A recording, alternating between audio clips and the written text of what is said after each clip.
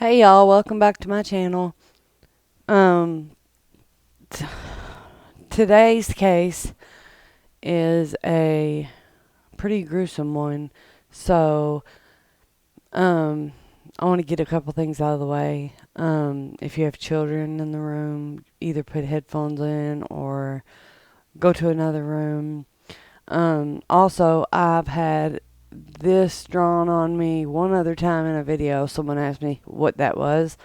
It's a semicolon, and I'm sure y'all know what that stands for.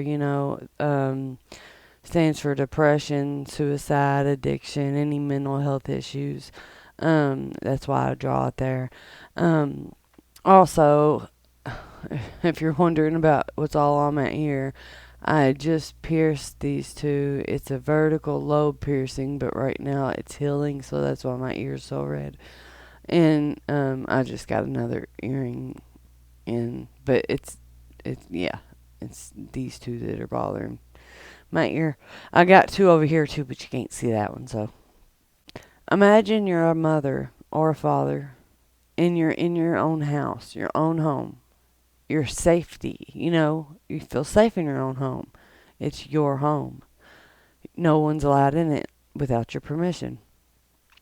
Well, imagine you're sleeping. In this case, you're a mother with two young children, a 7-year-old, 4-year-old. In this case, a guy breaks in and brutally, the mother, and there's some words I can't say. YouTube don't like it, but he tried to also do the same to the other two children, but amazingly, they made it. So, that's what this story is about. It's pretty gruesome. Oh, another thing. Please don't make fun of me for this. I had another microphone I clipped on my shirt. My dog chewed it up. This is like one of the only other ones I have, unless I wanted to hold something, and I do not want to hold something like I'm a news reporter. I feel like Britney Spears, though. I'm just playing. Anyways, okay, I'm gonna get into it.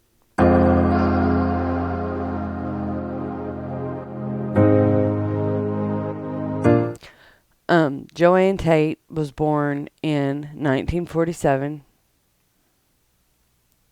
and sadly passed away on April 27th, 1982. That means she had two young daughters at the time, Melissa DeBoer, 7 years old, and Renee, she was 4. She also was Melissa's half-sister. They lived in St. Louis, and at the time of her death, she was 34. Living in St. Louis in Missouri, that means she was 2 years younger than me. I'm 36, so she was pretty young. Her daughters, Melissa, as an adult, said that not many people were nice to her, but she didn't care because she would still give whoever the shirt off her back. Now I have to put my warning in because this story is a doozy. I'm telling you, I'm surprised I've never even heard of it because it's so gruesome and heinous. It's almost unbelievable how someone can do this to 3 people actually. So without further ado, let's get into it. Warning: the following video contains graphic content that may be disturbing to some viewers. It is not meant to offend and or upset. It is meant for educational purposes only. So before you continue watching, viewer discretion is advised. Regular day. Joann Tate, the mother, took the kids to Hyde Park. The oldest daughter, she was 7. They say some kids can feel when something's going to happen. Well, the 7-year-old at the time, she told her mother she was scared for some reason. She felt like something bad was going to happen. And her mother assured her everything was fine, nothing was going to happen. The last thing Melissa, the 7-year-old, remembers was going to sleep. She said she tried her best, but she did fall asleep. Now here's where the crimes took place. So if you can't hear horrible things, about children getting essayed and stuff like that, then I would click off now. Melissa was woken up, remember? She was 7. She was woken up by commotion. She sat up and she said she seen her mom on the floor. She said she was confused. At 7, your mind, imagine. She said that she asked the guy, "Why is my mom on the floor?" And he told her she was sleeping. But right after he told her that, he walks around to her bed, picks her up, takes her to her mom's bedroom, lays her on the bed, takes her clothes off, and continues to essay her. After that, Melissa was fighting back. She was a little feisty thing. She bit him, and that just got to him and pissed him off so much more. So he threw her back on the bed. And she said the next thing she remembers is seeing something shiny by his side. She said she didn't know what it was at the time, but it was something. She said that it was something like a glimmer, is what she said. And she said that's when it started to happen. She said he started to stab her all over her little body. She said at that point, she couldn't, she tried to fight back, but she couldn't. She said till she just laid there and took it. And then she said she tried to play dead, which was very smart for a 7-year-old to even think about that. So she tried to make sure her chest didn't move at all. Well, she said that she felt the bed raise up like he got up off the bed. And that's when he walked out of the room, and she seen him go into the kitchen and start washing the knife off, the blood off the knife. Well, after that, she said that she knew she was weak. She was bleeding out, and she wanted to leave, but she couldn't leave her little sister, her 4-year-old little sister. So she went into her room, crawled under her bed, her little sister's bed. This is when she sees him come into, oh, this is horrible. He comes into her room, walks around to her little sister's side. And she couldn't see nothing. She was under the bed. But she heard her little sister just screaming and crying. And then all of a sudden she heard nothing. And then she just seen a bunch of blood because well, after that, I think she passed out for a little while. And then when she woke up to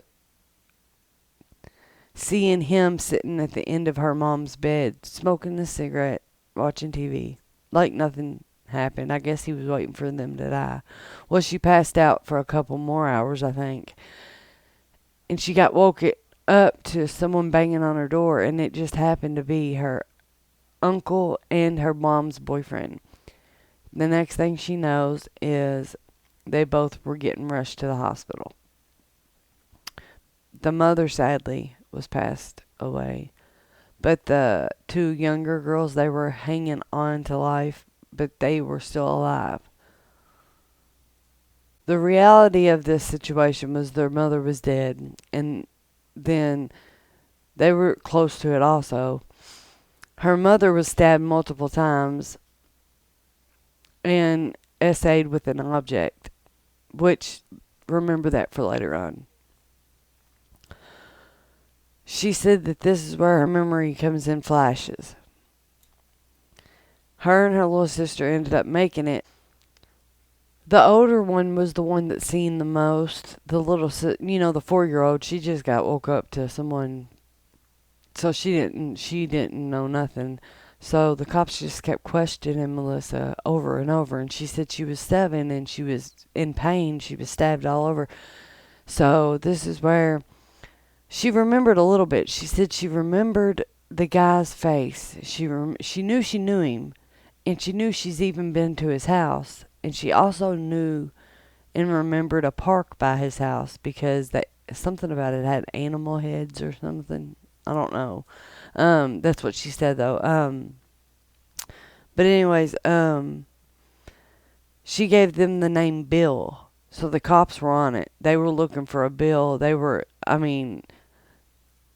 And then the cops ended up finding out they was chasing their tails because Bill was a made-up name. She said that she was 7, she was sick, she was hurting, she wanted to be left alone, and she wanted to go to sleep. So she gave them any name she could think of.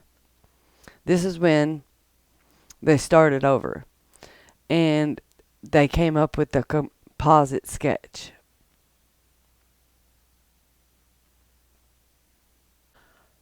Her mother, weirdly, her mother had a diary, and the first page said, in case anything was to ever happen to me, here is all the names of all the men I've been with, so y'all can go through it and possibly find whoever did it. It was so weird. Like I guess she's, seen her own future. I don't know. But anyways, so they were going through names. And once they got to the name Rod, a family member was like, that's who that composite sketch reminds me of. It was Rodney Lincoln. Even though Lincoln had an alibi for that night, he was with his girlfriend at his mom's house. He was taken down to the station and put in line with 3 others. And the 3 others were all bigger than him, had like bushy hair. They all had darker hair or lighter hair. That pretty much, he stood out. He was shorter, and then it was the other. I'll put a picture in so you could see. He stood out. So Melissa said she was so sure that was him. It was visceral. He was a grocery store and a truck driver that had dated her mother previously, just for a short while the previous year. Melissa was right. She did know him. There was one night that her mother stayed the night with him, and she took the girls with her. And what else made him an attractive suspect was he was locked up before and did 10 years because he killed a man 9 years prior. He got 10 years, so I guess he got a little early for good behavior. He was arrested and charged with 1 count of capital murder and 2 assaults in the first degree, which I think is crazy, because if it was him, shouldn't he have gotten capital murder and 2 attempted murders? Why is it 2 assaults in the first degree? If it was him, he wanted them to die. He was waiting for them to die. So to me, it should have been, he was just sitting there waiting for them all today. He was just a sloppy criminal, a dumb criminal. Didn't get the job done, thank God. She said he had kids, so she was so confused because he was like a loving father. She didn't understand how someone with kids could do such harm to someone else's kids, especially kids he knew. And like us, normal people, the monsters just don't think like that. The trail seemed to take forever, and there's 2 things against him that they found. 1 lone pubic hair on a blue cover, and Melissa's alibi. That's the only 2 things they had on this guy. Melissa's testimony was the most important thing that they had, because she was so sure. They had 2 trials for him. The first trial ended up in a hung jury. The second trial, they found him guilty. You would think it was a done deal, right? Not right. Nothing's just that simple these days. There was a lady by the name of Diane Fanning. Remember her? She's the author. She was a crime writing author that looked through the case, and she said that she just thought she looked at it and she just thought it stunk, is what she said. She just didn't. She said that it could have been him, but she didn't. She thought it was someone. She had someone else in her mind because she knew so many criminals, and she talked to them face to face. She knew of another serial killer that had done the same type of things to some other people. She ended up writing a book called Through the Window that was about the Joann Tate murder, and she spoke the murders face to face. And she knew of a murderer that went on a killing spree across the country named Tommy Lynn Sells. Remember his name also because he's big in the story. When she wrote this book, some of the stuff made sense. It turned the case upside down pretty much. It split people into two parts. One person thinks it was Tommy Lynn Sells. The other thought it was Rodney. So it was two different people. People started doubting the person that was doing time for the crime. She actually wrote Tommy Lynn Sells. He was on death row in Texas for all the stuff he did. He went across country and just did all kinds of stuff. She asked him if he would be willing to talk to her, and he actually wrote her back and said yes. Turns out he had essayed a girl named Kayleen Harris and stabbed her multiple times, and her friend, 10 years old, Crystal, I'm going to butcher this name, her 10-year-old friend, Crystal Searles, she was 10 years old, and killed her, but the other girl lived, and that's why he was doing, that's why he was on death row.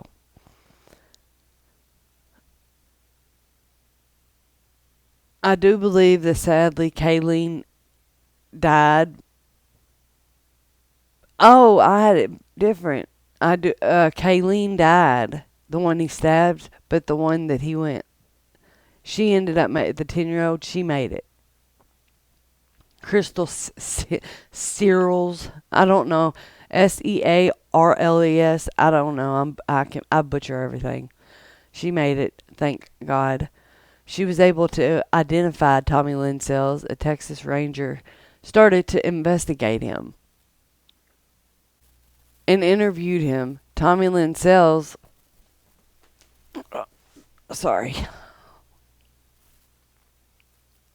Tommy Lynn Sells took him to the crime scene and reacted it, and they knew it was him because he knew stuff only the killer would know. Like the cops didn't say none of the details, and he knew them. They said he could barely write his name, but he was extremely street smart. He didn't shock them he shocked them all when he looked over and said, "I guess you want to know about all my other homicides." They were shocked. I guess he figured, I'm done for. I'm going to at least get life. He ended up getting death row, but he knew he was done. So, you know how murderers are. They love reenacting it. They love, it gets them off. They're gross.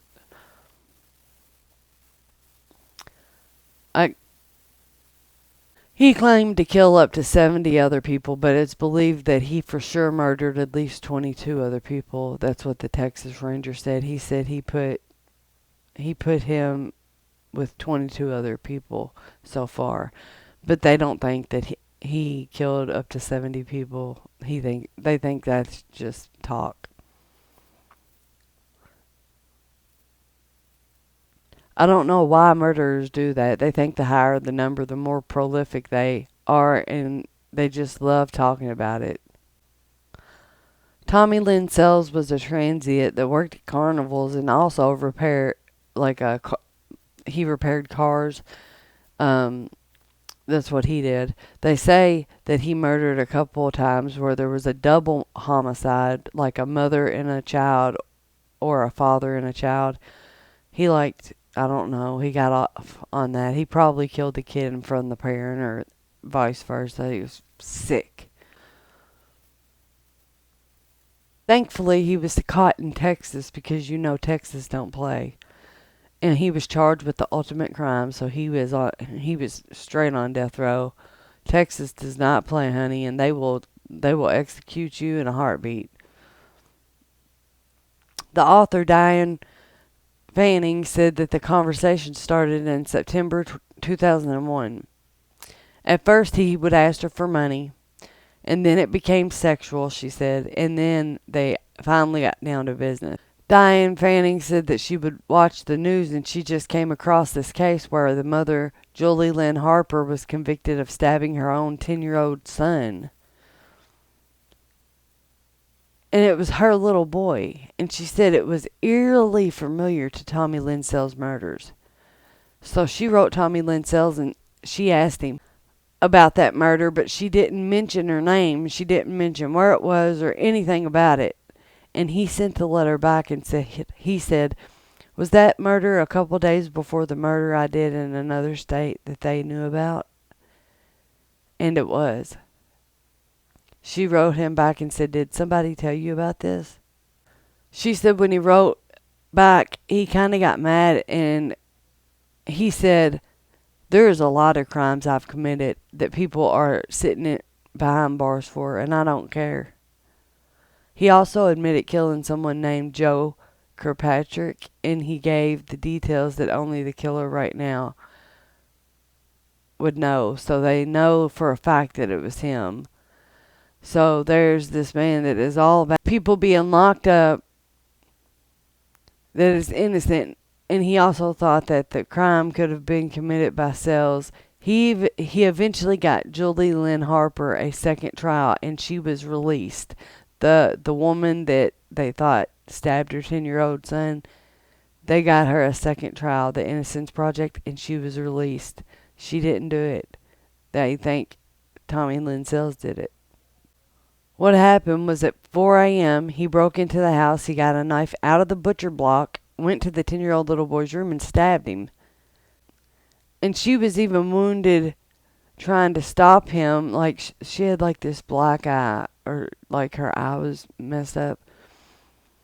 And they didn't believe her. They thought she was the one that did it. So not only was her son killed in front of her, but she got locked up for life for it. Thank God there's good people out there that'll do whatever it takes to make sure that innocent people, get their time and get released. I swear if I knew how to go about it, I would do stuff like that.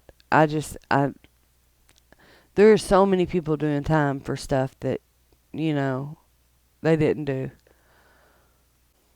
Sells had told another writer, or Sells had told the author that was writing the book that he did not want to go to prison and be known for killing just that young girl that he killed. He wanted to be known for what he really did was kill dozens of people.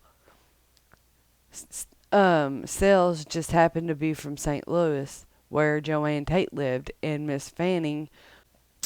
So remember that he was from St. Louis. That was where Joann Tate was murdered. Remember the murder. Remember he broke in at 4 a.m. The murderer broke in at 4 a.m. Took a knife out of the butcher block. Stabbed everyone. Just, remember all that.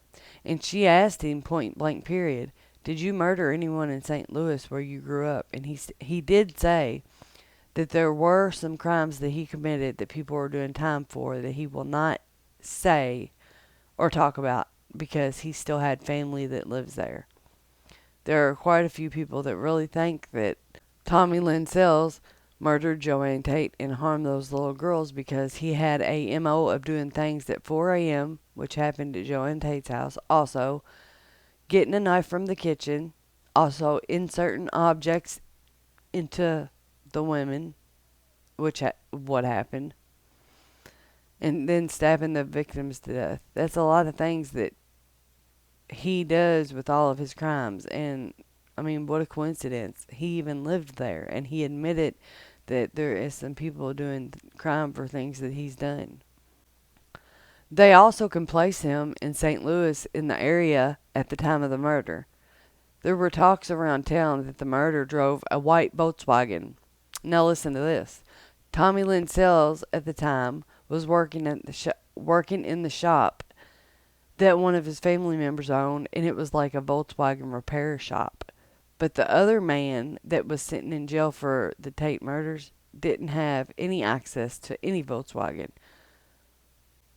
So two things put Rodney Lincoln behind bars for Joann Tate's murder. Like I said, little Melissa's confession and that lone hair. That was on the cover back in the 80s. They weren't as good with DNA back then, but they ended up, the Innocent Project had them relook at the hair, and they excluded the hair. They said that that was not Rodney Lincoln's hair. So now all they had was little Melissa's testimony. They also had a bloody fingerprint on one of the knives that did not match Rodney Lincoln's or any of the victims. Also, he had two witnesses that said he was at home. Like I said, his girlfriend said he was with him the whole time, and his mother said he was at his mother's house. Tommy Lynn Sells will not be talking about any more of his murders or his fabrications because 7 years ago Texas executed him. Most believe that Rodney Lincoln is where he needs to be because little Melissa's testimony was so strong. You know, she remembers staying at his house and all of that. And I would never call a victim, not a liar, but like, if you seen the interviews with her, she is so sure. And I really think that if someone did that to your little sister and your mother and you watched all that, you would really want the right person behind bars. She was traumatized as a child. I mean, she could have had some things wrong, but she remembered details. Well, I don't get like his apartment, the park, stuff like that.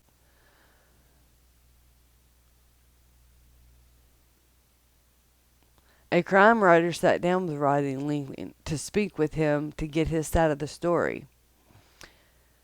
He says over a 4-month period, him and Joann Tate had nothing but a sexual relationship. They had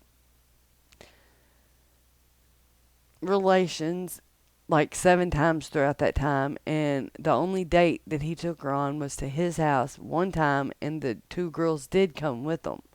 So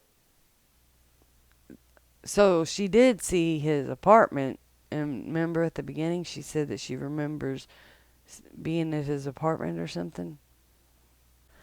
He said the night of the 26th that he was at home with his girlfriend from 6 p.m. on. In his mom's house, he learned about the deaths the next day on TV, and he said he was shocked because he knew the victims, and he said he had pity for them, of course, but he would never believe that they would come to him. He said a month later they showed up and he cooperated in every single way. He said he thinks once they found out about his past, how he killed a man, he said the man, okay, this is how he killed the man, and to me it's kind of rough. It ain't just like you were trying to save your own life. He said the man stole an axe out of the back of his car. So he went back and got it. And when he came and got it, he got it back. And then he said they went to some liquor store or bar together or something. And then another argument ensued, and he ended up killing the guy by bludgeoning him with the rock. So that's kind of like up close and personal. Only a certain type of person can do that type of, I don't know, to me, only a certain type of person can do that type of stuff. But he said he admitted to it, and I guess he did this time. He did 10 years on second-degree murder charges. They did give him a polygraph back then when it first happened, talking about the Joann Tate case, and he failed. But he also failed when they asked him what his name was. He failed on that too. He said, "Of course I failed. I was a nervous wreck." They asked him, "Did you harm Joann Tate or her little girls?" He failed on that too. He said all they had on him besides little Melissa's testimony, which he believes that they led her to say it was him, because kids can be manipulated, because the night that he took Joann to his house, the girls did come with them and stay there. He said the first trial ended in a hung jury 7-5, not guilty. But the second trial, it was guilty and he got life. He got the first degree murder and 2 SA assault charges, which just still gets to me. I mean, it should have been attempted murder because he attempted to kill all of them, you know. He wanted all of them to die. If it was him, he said the reason people should believe it wasn't him, for one, the hair came back finally. It wasn't his. They had nothing but her testimony when she was 7. He said, yes, he's no angel. You know, he did do something heinous. But he can never, ever hurt a child. And I don't know, when he said that, he's old now, but I'm really good at reading people, and he just seemed like he really was telling the truth, because he was so upset when he said that part. He almost looked like he was crying. He was about to cry. He was even asked, "Do you think Tommy Lynn Sells did it?" And his answer was, "I don't know Tommy Lynn Sells, and I don't know if he did it." Now, you would think if a murderer was trying to get out, and by any means, you know, he would take the opportunity to put it off on someone else that they think did it. But he said, he was like, "I don't know who did it."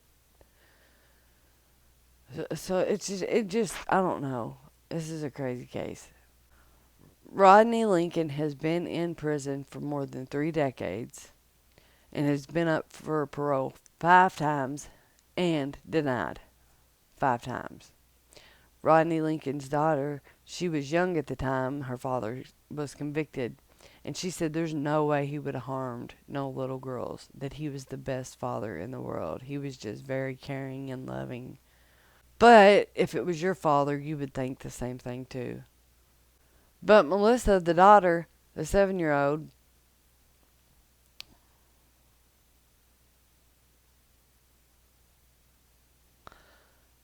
the one that was there and actually seen the murderer, swears up and down on everything that they got the right man and he is exactly where he needs to be.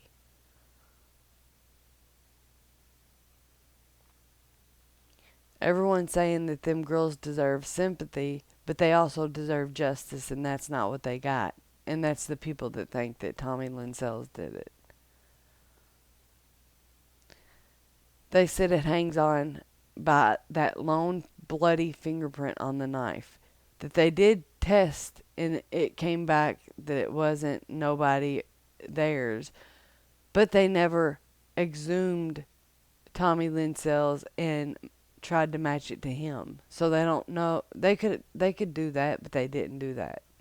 I think that would say a lot if they would have done that.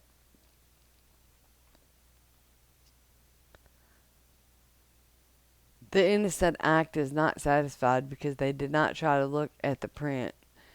And the print, or it came out to be inconclusive when they did look at it. It didn't turn out to be nothing of use. But they want it tested against Tommy Lynn Sells, and I don't blame them, because I think that would tell a lot in the story. So I'm going to leave this one up to you guys. Leave it in the comments who y'all think may have did it. There's parts of both ends that make me believe maybe it was him. Maybe he was wrongly convicted. You know, people are wrongly convicted every day. And poor little Melissa, she was 7 years old. she was traumatized, and maybe the cops put Rodney's name into her head, and I don't know. That's what I'm saying. That's why I'm leaving it up to you guys.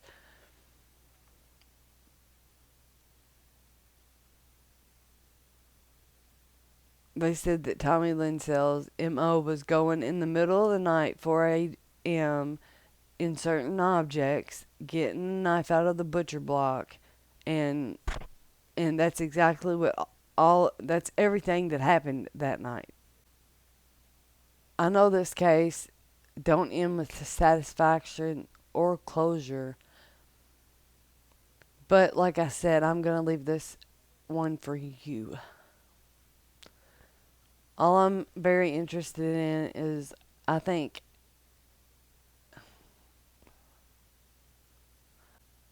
so do you think it was Tommy Lynn Sells, or do you think it was Rodney Lincoln? Let me know in the comments, please. And I want to thank you all for supporting me and giving me cases to look over, because, you know, I live for this stuff, and I've never even heard of this case. And it's a crazy one. If you're still here with me right now, thanks for watching all the way through. Um, I really want to know what you guys think, because I'm so confused with everything that happened. So I guess until next time, let me know down there, and also let me know if y'all want me to do another case. Maybe I think I know every case, and then y'all come out with a new case, and I'm like, I ain't never heard of that one. So leave me another case to look through and get all the details for you guys. And thanks for sticking with me. I love you guys to death, and have a great night. Goodbye.